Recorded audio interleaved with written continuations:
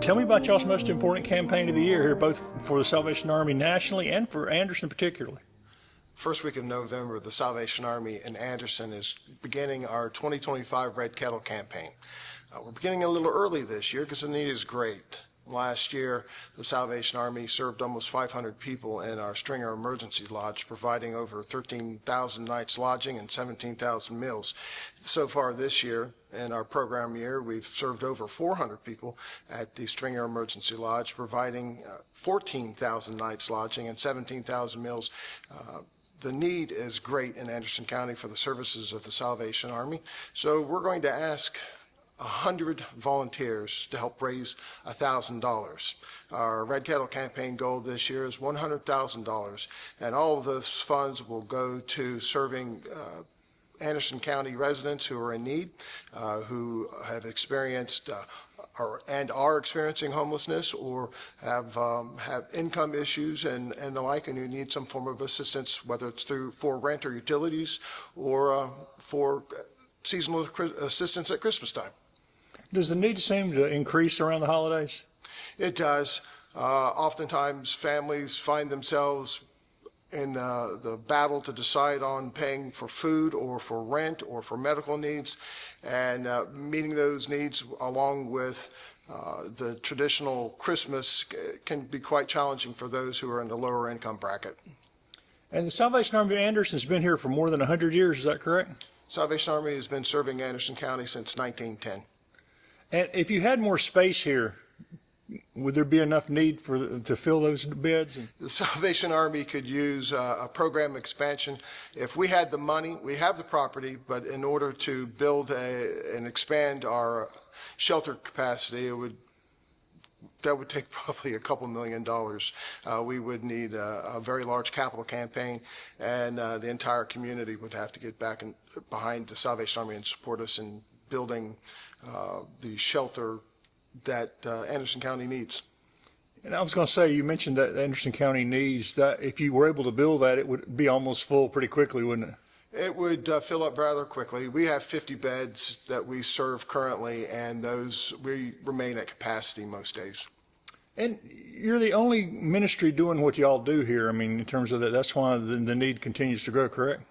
Currently, the Salvation Army is providing the only emergency shelter in Anderson County. We have some great partners in the community, Family Promise, and who serves family, and the Asher House, which serves minors and provides housing as needed. But we currently remain the only low-barrier emergency shelter in Anderson County. And back to the Bell Ringer campaign. Do you have any fond memories of that campaign as part of your life growing up? Well, I've been a member of the Salvation Army as a church my entire life. And of course, that means you grow up playing brass instruments and ringing the bell. So even as a child, I remember being out on the street corners at the shopping malls and the retail stores, ringing the bells and collecting. Probably my fondest memory was as a cadet, which is a person who's in training to become a Salvation Army officer. We were in Atlanta, Georgia at a mall, and I was ringing the bell, and a person came out, pulled up in a taxi, got out, came down, asked me to pray with him, and we knelt right there at the bell ringing stand, and he gave his life to Jesus right there and recommitted himself to sober living. And so that's a wonderful memory. And that really encapsulates the Salvation Army's mission in the community. We're here and have been since 1910, preaching the gospel of Jesus Christ and meeting human need in his name. And the volunteers who participate in the Bell Ringing Kettle campaign, what if they told you about their experiences? Well, most of them always talk about how friendly everybody is and how blessed they feel. A lot of times my regular volunteers will talk about how much joy they receive when they see families come up and mothers and fathers are teaching their little ones how to give. And oftentimes a person's first charitable giving would be at the kettle. And it is fun to see little children dropping in the bills and the coins, particularly the coins, because they do every single one.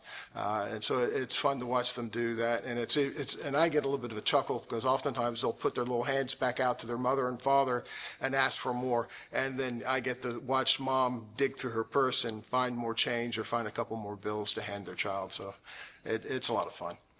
And do you still need volunteers for this year? We do need volunteers, and I would love to see 100 Andersonians come out and each of them raise $1,000, and that would get us to our $100,000 goal.